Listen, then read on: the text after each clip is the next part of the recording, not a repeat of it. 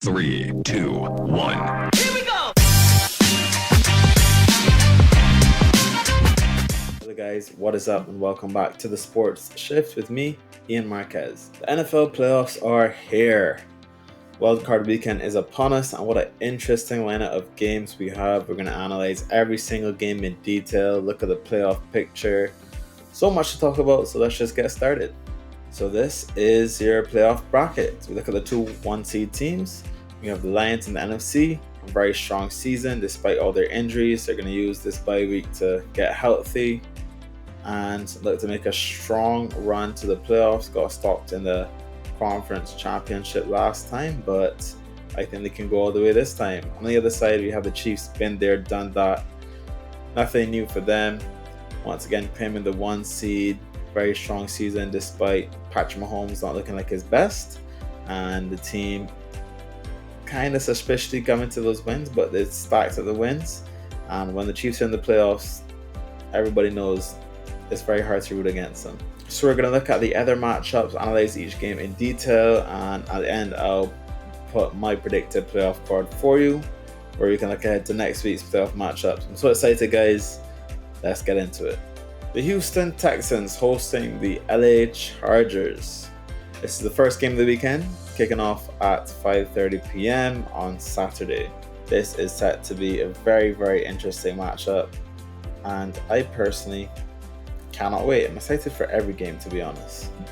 But let's get into a little more detail. So looking at the Chargers, who are on pretty much a hot streak, definitely in more form than the Texans. I mean, we're basically going to talk about what chances each team has, why they can win the game, and why they can make a run in the playoffs, and what they have to worry about that can harm them and potentially end their playoff run. So, looking ahead to the Chargers, well, what are the reasons for hope? We have Jim Harbaugh. He's an out-and-out winner. I mean, he did it right before he left Michigan. When he was previously in the NFL, he did it as well. And they have a really good defense. The defense is first in scoring in the league. That will go hand in hand with the offensive struggles of the Texans. We have Darwin James, who is one of the best one-on-one defenders right now in the league. He has the lowest yards per coverage snap allowed. It's only 0.5. And he primarily lines up as a slot corner. So, him against Nico Collins is going to be very interesting. You take away Texans' biggest threat. What else do they have to offer? We also have the outside corner in Kristen Fulton, and the rookies Tarheeb Still and Cam Hart have been really, really strong. This secondary has been immense for the Chargers, and it's part of the reason that they're in the playoffs today. They rank top 6 in EPA allowed per designed run and per dropback. So the defense is looking really strong. However, the offense has been pretty inconsistent. They've only averaged 10.3 second half points, ranking 19th in the league, and they are 22nd in pass rush win rate. So the defense has been really good, but it's been relying heavily on takeaways, and the offense really does need to stop dragging their feet and improve their game. On the other side of the ball, we have the home team, the Texans, who are falling to the playoffs. A very, very weak run of form.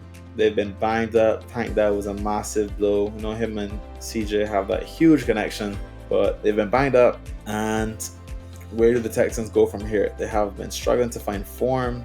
CJ Stroud looked the shell of himself as he did last season and earlier in this season. Like the Chargers, their defense has been immense. Defense has held opposing quarterbacks to a QBR of 54.7. That is the 7th lowest in the NFL.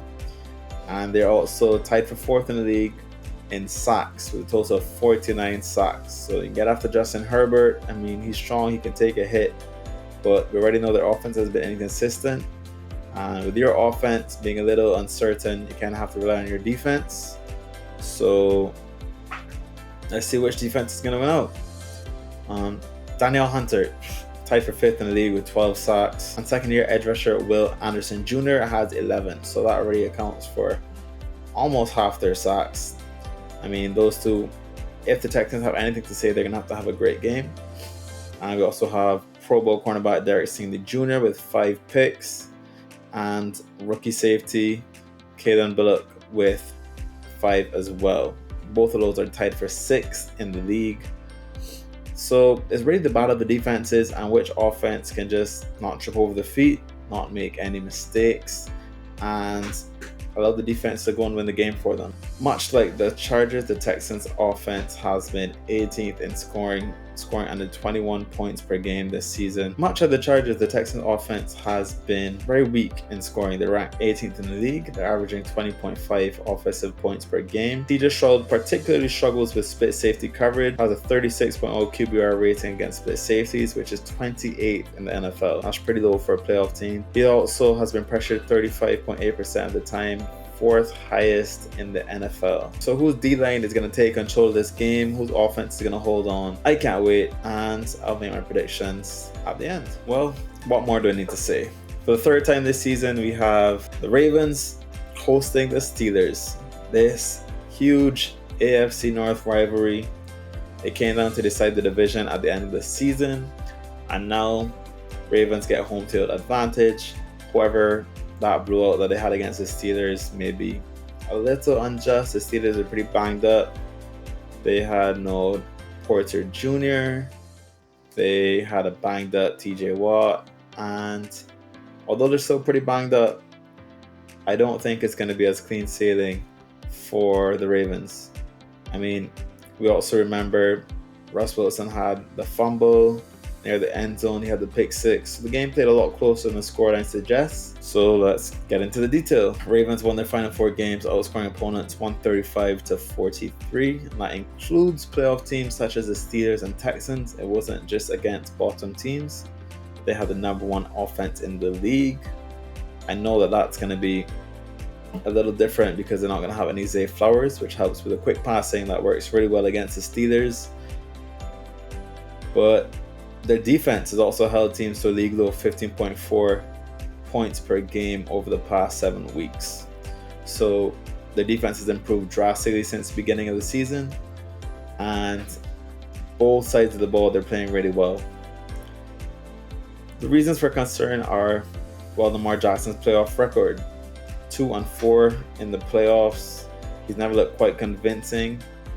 Both his wins were expected wins over struggling teams that were really struggling to be there. He's the only quarterback with multiple MVPs that is yet to win a Super Bowl title. Over those 6 games in the playoffs, he's thrown 6 picks and 3 fumbles.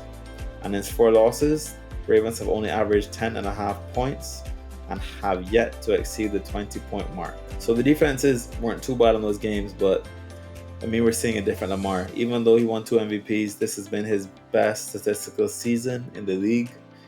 He's my pick for MVP. I know Josh Allen will probably win it, but he's my pick for MVP.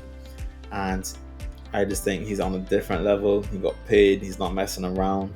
Even without Zay Flowers, I think Ravens dominate the Steelers and win comfortably. In weeks 1 to 10, Ravens ranked 29th in EPA, allowed per opponent dropback. However, in the last 9 weeks, they ranked 1st. They started playing Kyle Hamilton as a safety on 70% of his snaps since week 11.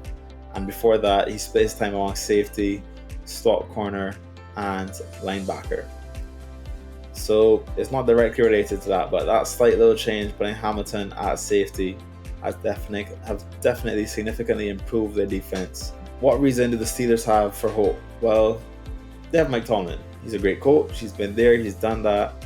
He's been around for a while. He doesn't make silly mistakes. Lets opponents be themselves, similar to Bill Belichick. And he has a proven Super Bowl winning playoff quarterback in Russell Wilson. We know that. Russell Wilson has been around. He's had some struggles since he left the Seahawks. However, he's looked a lot better this season since arriving at the Steelers. In his 11 starts, he has completed 19 of 41 attempts of more than 20 yards. And completed that for 4 touchdowns and 1 interception. But the defense, what they usually rely on to win games, it's pretty banged up.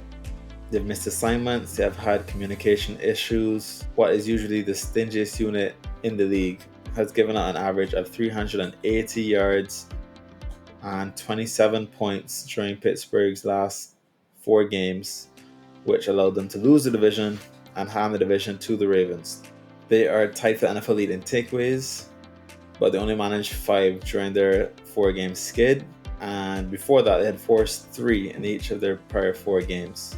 So it's a huge swing. Lamar Jackson usually very strong with the ball. Derrick Henry never really fumbles. So the Steelers kind of relied on it during the season, and I think this is the same. They're going to need at least 1, maybe 2 takeaways in order to get the win, because I also think the Ravens will get a takeaway, either a pick from Russell Wilson or a fumble. I do have faith in the Ravens defense to get a takeaway. The Steelers also have a little trouble with George Pickens. Like, what's going on there? There's so much drama, which Mike Tomlin does not do. He doesn't do this drama nonsense. And with Pickens on the field, the average is 0.07 EPA, 7.1 depth of target.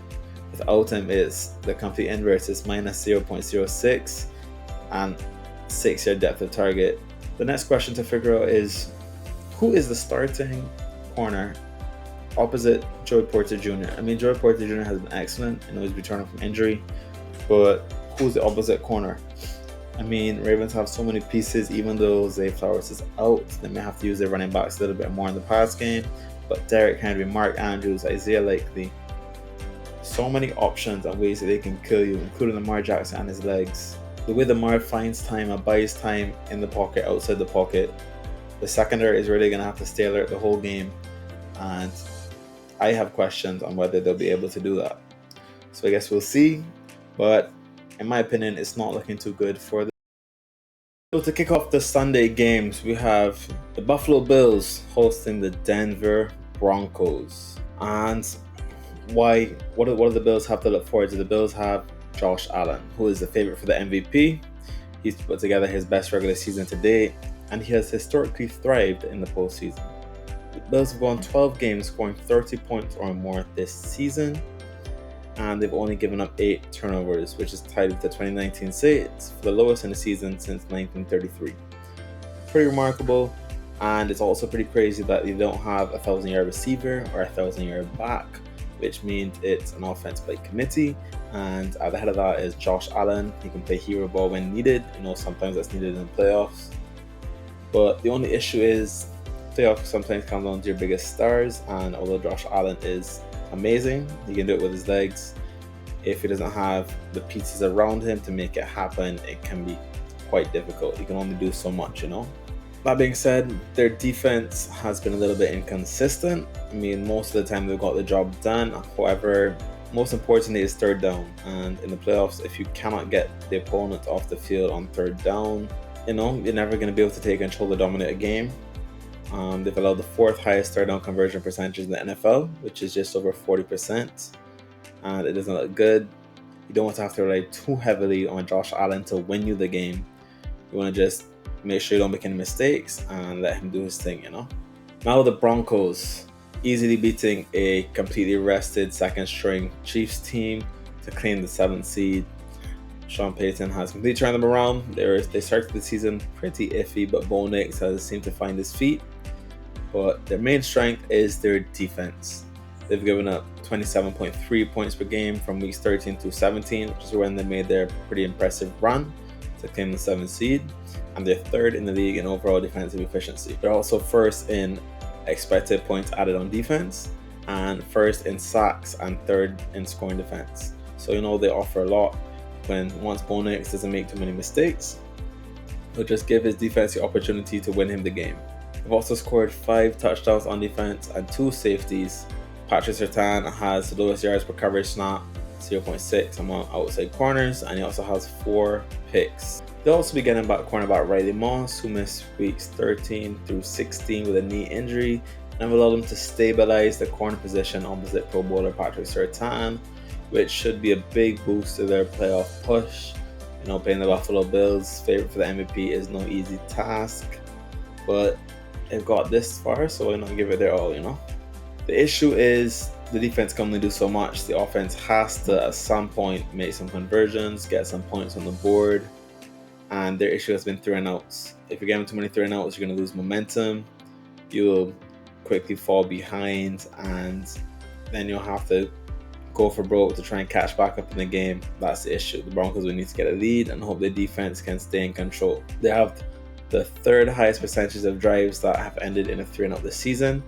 That's over 25%. And they've averaged less than 30 minutes of total possession per game which is 20th in the league.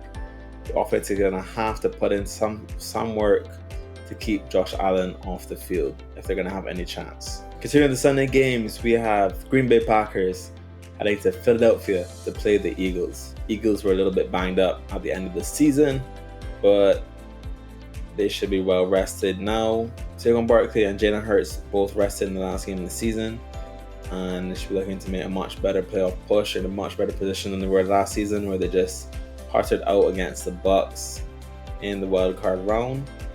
I think that will change this season. Now, this game is a rematch of the season opener, where the Eagles won 34-29 in Sao Paulo in Brazil. And in that game, Saquon had a huge debut with 109 yards and 2 touchdowns. They'll be looking to recreate that magic against the Packers this weekend. So what chance do the Eagles have? Well, the Eagles have one of the best rosters in football. They have a top-tier offensive line. They have an MVP contender in Saquon Barkley, who had a 2,000-yard rush season, and he had a chance to break the record if he had played in Week 18, but he didn't.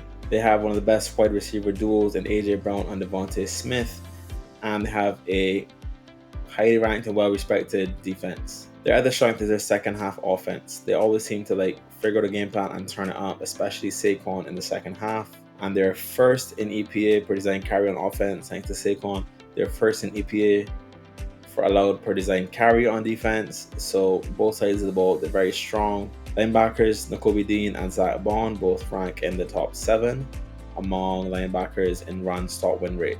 So all around, they're a very well structured, well run team, and once they don't make any mistakes and beat themselves, I think they should come to beat a tough but beatable Packers side. Although they have great second half offense, they do tend to start pretty slow. They failed to score in the first quarter in their first 7 games, and in a total of 10 games all season.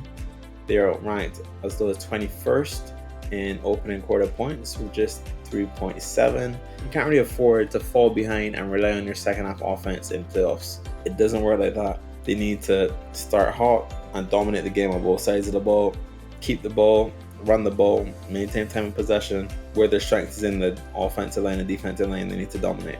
That's their path to victory, basically. On the other side, we have the Green Bay Packers. They get a chance to settle the score and get revenge on their season opener. They do 2 things really well. They run the ball really well, and they force turnovers. They're going to need to run the ball to try and get some sort of control over the game. And they're definitely going to need a turnover, because when this offense turns up for the Eagles, it's hard to stop them, hard to catch them.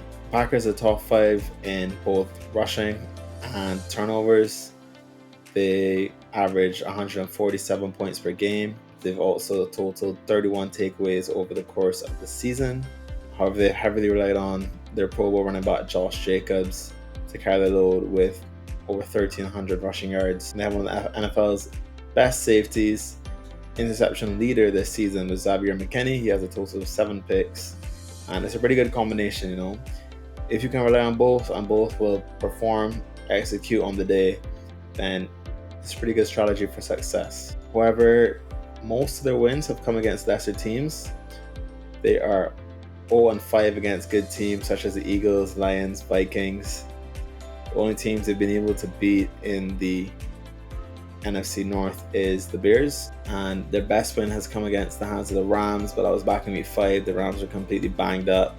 The quality of opposition brings real question to the Packers on what they can do in the playoff. I mean, Jordan Love definitely has the talent, but he is still pretty young. There's really no margin for error, especially against a good team like the Eagles. Even if they start slow, Jordan Love really needs to take control from early. He ranks 5th in QBR with a rating of 68.7, and he's quite quietly climbed his way to the top, began leading his Packers team on a pretty quality charge. I don't think it will be an easy game for either team, but I do think the Eagles should have enough to take the victory. The other issue is, in Week 18, the Packers were trying to play for the 6th seed. However, the Commanders won and were able to gain the 6th seed. And as a result of playing their starters in Week 18, they ended up leaving with injuries to Christian Watson and Jordan Love. Jordan Love, everybody can rest easy. Everybody knows he's going to be playing. It's a very tough thing to get injuries in Week 18 when you're trying to set up for a playoff run, To close out the Sunday night game, we have Tampa Bay hosting the Washington Commanders, who fought for the 6th seed in Week 18, being able to overcome the Cowboys. This is one of the closer games of the playoffs, in my opinion. Buccaneers have a versatile, high-powered offense. They're averaging over 28 points per game on offense. That's fourth in the NFL, and it's the third best in Bucs history beside two Brady sides in 2020 and 2021. Baker has 41 touchdown passes, which is second in the NFL this season, and he has the third highest completion percentage in 71% and the third most passing yards in 4,500. So they had so many injuries, but Baker Mayfield was still able to get the job done. He's been finding his receivers, and against this Commanders side, I can see a high-scoring game, end-to-end action. I would just make sure if I was Baker that you don't give Jalen Daniels a Hail Mary, because he can do crazy things when he's ready.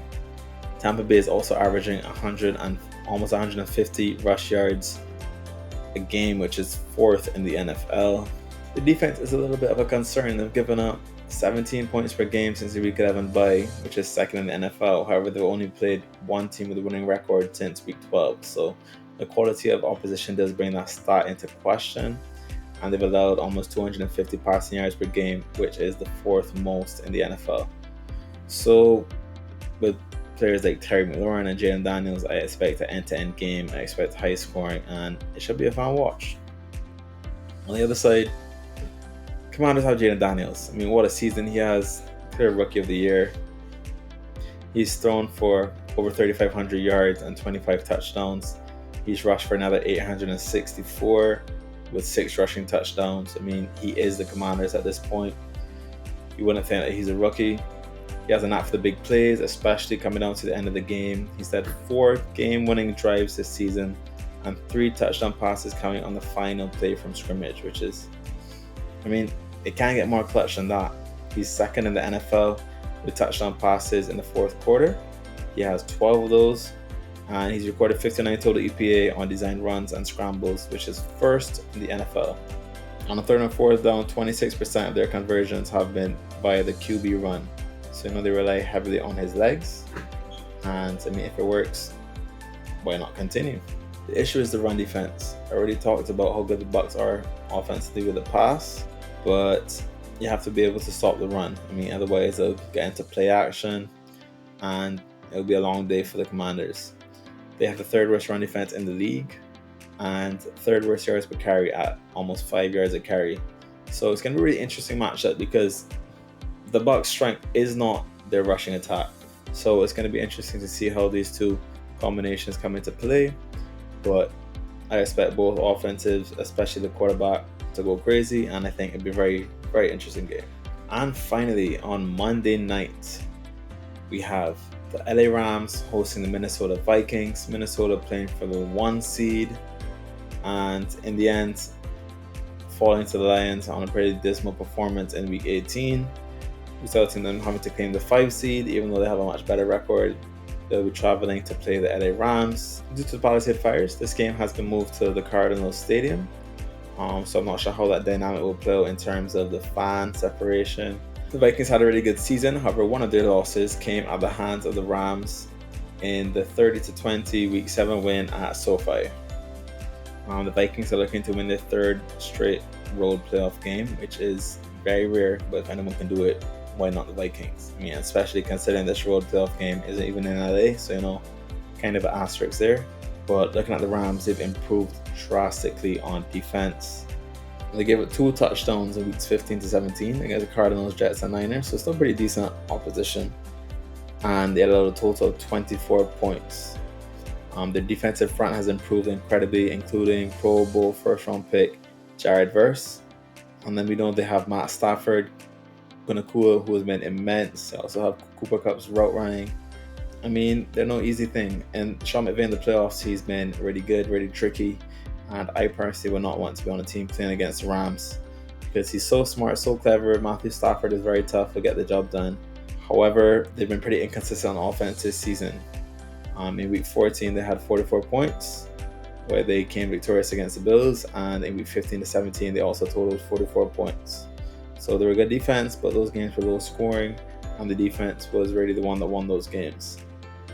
They also struggled in the first quarter of this season, failing to score a touchdown in 13 of its 16 games in which Matthew Stafford and the starting offense played. this Vikings team can be explosive. So if you don't score early, you may start trading and never be able to catch up. They've averaged 21.6 points per game this season, which ranks 20th in the NFL. And Puka Nacua has been unable to replicate his 40% target rate since he missed 6 games. So pretty interesting dynamic there. They're going to need Puka Nacua at his best for sure to have any chance. But a 40% target rate is still pretty impressive. The amount of balls are going his way, and usually he's been finding a way to catch them. It's very big, very powerful.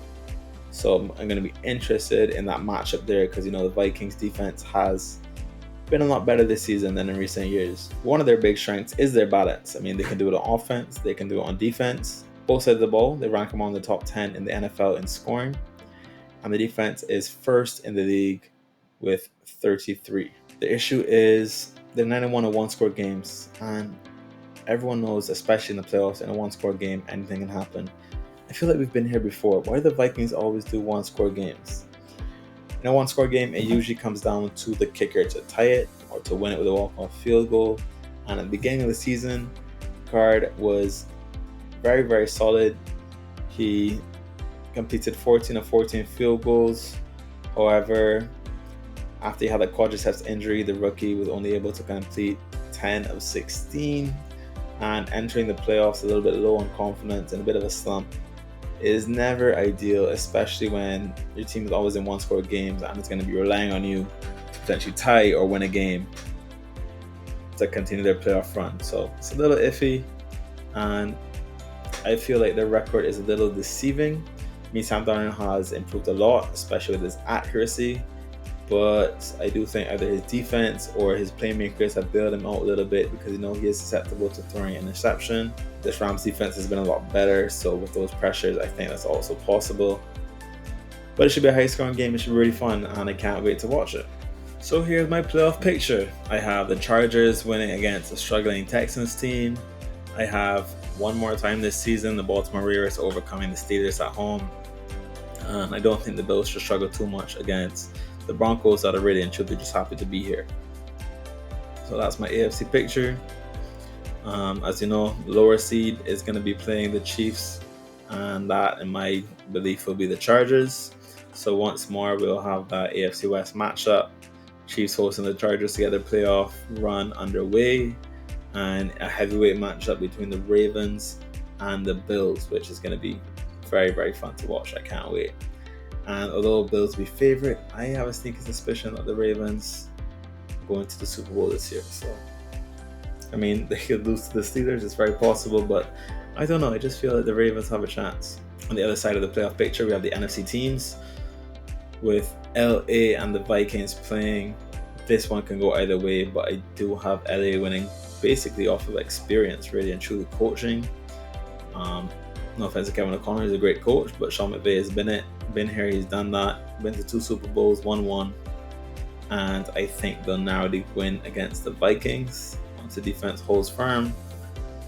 And I have 2 home teams winning in the other playoff games. I have the Bucks coming up victorious to the Commanders. I mean, Jalen Daniels has been immense this season, but rookies in the playoff, they always seem to have issues.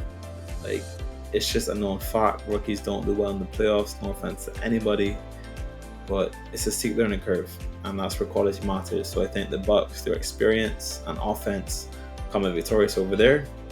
And on the other side, I think the Eagles come and pretty comfortably win against a wavering Green Bay team. By no means easy, but I have the Bucks and Eagles matching up next week in the divisional round, whereas LA travels to Detroit to play, in my opinion, the best team in the NFL in the Detroit Lions. That's my picture, that's my belief. Let me know. Am I foolish? Am I crazy? Am I seeing things? Like, is this smart? Is this wise? I don't know what you guys think, but I'm really looking forward to watching these games. So the playoffs are here, so it's time to make a little bit of money. Well, let's look at our touchdown parlay, and I'm going to the running back committee. We have Derrick Henry playing the Steelers. He's going to running back in both matchups this season, and I think that will continue. So I'm going with him. Look how low the odds are. Everyone expects him to make a touchdown. We also have Aaron Jones against the Rams. I mean, their defense has been a little bit better, but you can't count against Aaron Jones. He's been really, really good with the Vikings, a huge part of their success this year. And finally, the MVP contender Saquon Barkley going against the Packers. I don't see how they stop him. I mean, I think it's a guaranteed touchdown there. 3 of these pays out at 5-1. So put in the 20 and get some money for the weekend, you know? I think it's a pretty safe bet, especially in the playoffs. When you get to the end zone, they look to hand it off to the running back. No one wants any fumbles or any issues or any picks. So expect a lot of running back touchdowns since the playoffs have gotten underway. So not a lot parlay. Well, these are my picks. I already picked them in my playoff picture. I have the Bills overcoming rookie QB and the Broncos. I have the Eagles taking care of business against the Packers. The Ravens, who are a much better side on paper. Once they don't beat themselves, they should take care of business against the Steelers.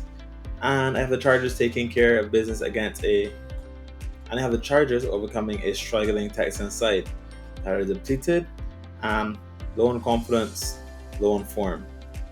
So that's my parlay. It comes out at 3.5-1, and I find usually the wild card round, the first round of the playoffs, is where you have the most disparity in matchups and the easiest to predict. So don't miss out on this opportunity. Let me know if you guys bet. Let me know if my picks are foolish, if I'm crazy, and I'll see how it goes. So that's going to do it for me, guys. Thanks again for tuning in to the Sports Shift, and enjoy this weekend's games. See you guys later.